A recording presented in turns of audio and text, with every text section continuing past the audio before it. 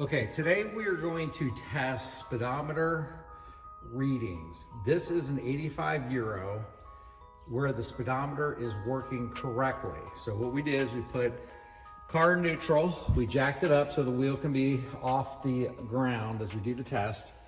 We hooked up our wires here, all right, as you can see.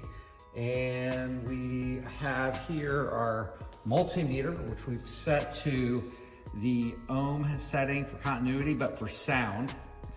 All right, and what we want to do here is see how often it beeps to make sure that it's consistent. So when we get to this car, where the speedometer is not working correctly, is it the speedometer or is it something here that is not getting the correct pulse to the speedometer? So we're gonna be doing some comparison and contrast today. So I've got it set up right now so we can count how many, one revolution of the wheel and to see how many beeps we get. Okay, so I'm gonna turn the wheel. You'll hear the multimeter go off. I'm gonna go ahead and turn it on. So there's our first, we have pretty much started on the first pulse, okay? From the sending unit at the transmission. So we're gonna go.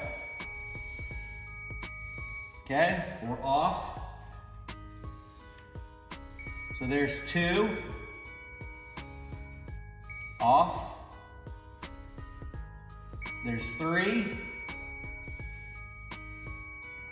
off.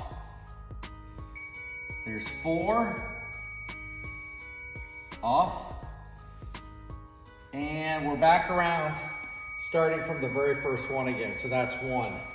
So again, 1, 2,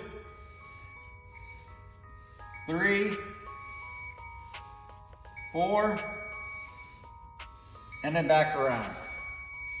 And now this car, the speedometer, the odometer, and the speedometer and tachometer all work perfectly. So now we're going to take this information and turn it over to the red car and see what happens. Part 2 coming up.